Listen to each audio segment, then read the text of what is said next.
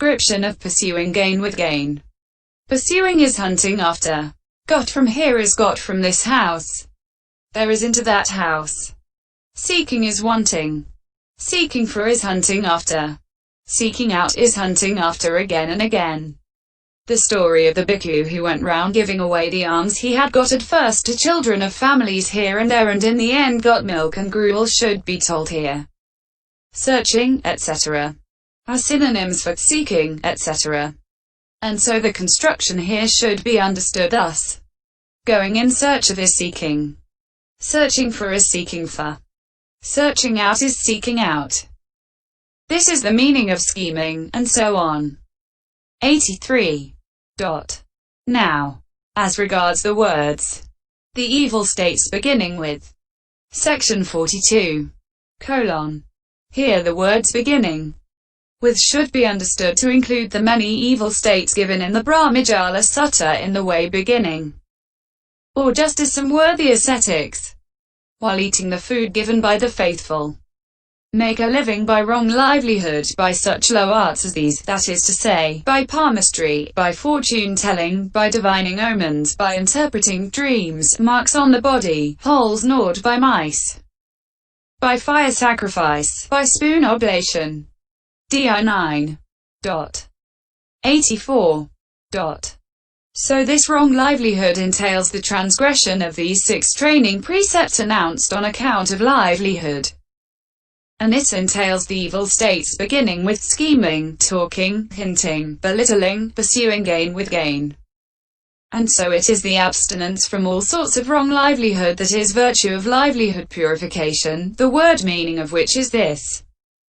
On account of it they live, thus it is livelihood. What is that? It is the effort consisting in the search for requisites. Purification is purifiedness.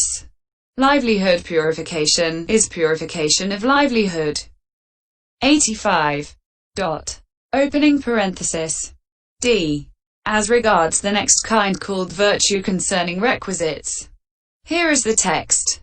Reflecting wisely. He uses the robe only for protection from cold, for protection from heat, for protection from contact with gadflies, flies, wind, burning and creeping things, and only for the purpose of concealing the private parts. Reflecting wisely. He uses alms food neither for amusement nor for intoxication nor for smartening nor for embellishment, but only for the endurance and continuance of this body, for the ending of discomfort, and for assisting the life of purity. Thus I shall put a stop to old feelings and shall not arouse new feelings, and I shall be healthy and blameless and live in comfort. Reflecting wisely. He uses the resting place only for the purpose of protection from cold, for protection from heat, for protection from contact with gadflies, flies, wind, burning and creeping things, and only for the purpose of warding off the perils of climate and enjoying retreat. Reflecting wisely, he uses the requisite of medicine as cure for the sick only for protection from arisen hurtful feelings and for complete immunity from affliction. Mi 10. Herein, reflecting wisely is reflecting as the means and as the way. 27. By knowing, by reviewing, is the meaning. And here it is the reviewing stated in the way beginning, for protection from cold, that should be understood as reflecting wisely. Single quote. 86. Herein, the robe is any one of those beginning with the inner cloth. He uses, he employs, dresses in, as inner cloth, or puts on, as upper garment. Only as a phrase signifying invariability in the definition of a limit. 28 of a purpose. The purpose in the meditator's making use of the robes is that much only, namely, protection from cold, etc. Not more than that. From cold. From any kind of cold arisen either through disturbance of elements internally or through change in temperature externally. For protection. For the purpose of warding off. For the purpose of eliminating it so that it may not arouse affliction in the body. For when the body is afflicted by cold, the distracted mind cannot be wisely exerted.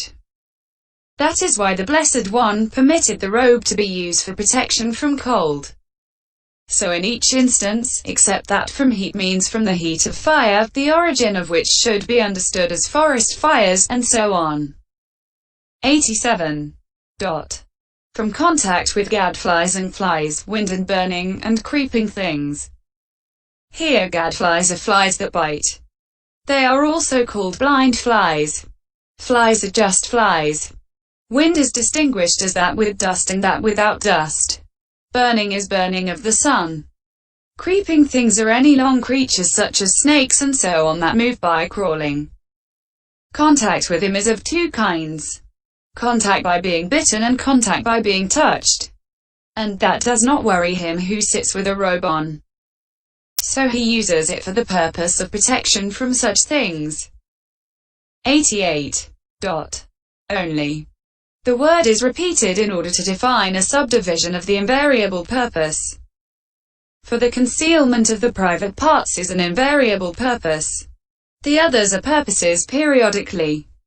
Herein, private parts are any parts of the pudendum. For when a member is disclosed, conscience, here, is disturbed, kapati, offended, it is called private parts, hirikopina, because of the disturbance of conscience, hirikopana. For the purpose of concealing the private parts. For the purpose of the concealment of those private parts. Opening square bracket. As well as the reading, hirikopina pachada nathi. There is a reading, hirikopini pachada nathi. Single quote. 89. Alms food is any sort of food. For any sort of nutriment is called alms food. Piodapata, lit.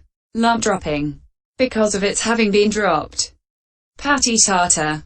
Into a bhikkhu's bowl during his alms round. Piodolya. Or alms food. Piodapata. Is the dropping. Pata. Of the lumps. Pioda. Semicolon. It is the concurrence. Sanipata. The collection of alms. Bhikha. Obtained here and there, is what is meant. Neither for amusement. Neither for the purpose of amusement, as with village boys, etc. Semicolon. For the sake of sport, is what is meant. Nor for intoxication. Not for the purpose of intoxication, as with boxes, etc. Semicolon. For the sake of intoxication with strength and for the sake of intoxication with manhood, is what is meant. Nor for smartening. Not for the purpose of smartening, as with royal concubines, courtesans, etc. Semicolon. For the sake of plumpness in all the limbs, is what is meant. Nor for embellishment. Not for the purpose of embellishment, as with actors' dances, etc. Semicolon. For the sake of a clear skin and complexion, is what is meant. 90. And here the clause neither for amusement is stated for the purpose of abandoning support for delusion. Nor for intoxication is said for the purpose of abandoning support for hate. Nor for smartening nor for embellishment is said for the purpose of abandoning support for greed. And neither for amusement nor for intoxication is said for the purpose of preventing the arising of fetters for oneself. Nor for smartening nor for embellishment is said for the purpose of preventing the arising of fetters for another. And the abandoning of both unwise practice and devotion to indulgence of sense pleasures should be understood as stated by these four. Only has the meaning already stated. 91. Of this body. Of this material body consisting of the four great primaries. For the endurance. For the purpose of continued endurance. And continuance. For the purpose of not interrupting. Life's continued occurrence, or for the purpose of endurance for a long time. He makes use of the alms food for the purpose of the endurance. For the purpose of the continuance of the body, as the owner of an old house uses props for his house, and as a carter uses axle grease, not for the purpose of amusement, intoxication, smartening, and embellishment. Furthermore, endurance is a term for the life faculty. So what has been said as far as the words for the endurance and continuance of this body can be understood to mean, for the purpose of maintaining the recurrence of the life faculty in this body. 92. For the ending of discomfort. Hunger is called discomfort, in the sense of afflicting. He makes use of alms food for the purpose of ending that, like anointing a wound, like counteracting heat with cold, and so on. For assisting the life of purity. For the purpose of assisting the life of purity consisting in the whole dispensation and the life of purity consisting in the path. For while this bhikkhu is engaged in crossing the desert of existence by means of devotion to the three trainings depending on bodily strength, whose necessary condition is the use of alms food, he makes use of it to assist the life of purity, just as those seeking to cross the desert use their child's flesh, just as those seeking to cross a river use a raft, and just as those seeking to cross the ocean use a ship. 93. Thus I shall put a stop to old feelings and shall not arouse new feelings.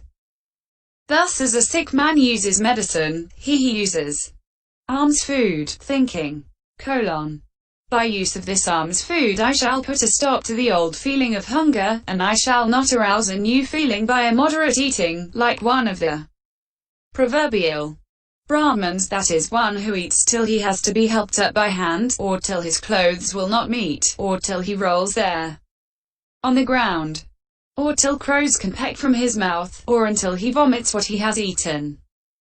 Or alternatively, there is that which is called old feelings because, being conditioned by former karma, it arises now in dependence on unsuitable or moderate eating. I shall put a stop to that old feeling, forestalling its condition by suitable moderate eating.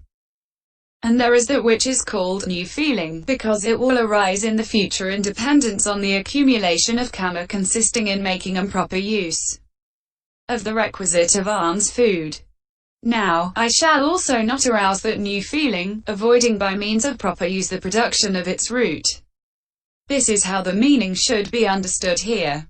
What has been shown so far can be understood to include proper use of requisites, abandoning of devotion to self-mortification, and not giving up lawful bliss, pleasure. 94. And I shall be healthy in this body, which exists in dependence on requisites. I shall, by moderate eating, have health called long endurance, since there will be no danger of severing the life faculty or interrupting the continuity of the postures. Opening square bracket. Reflecting. In this way, he makes use of the alms food, as a sufferer from a chronic disease does of his medicine, and blameless and live in comfort. Lit. And have blamelessness and a comfortable abiding.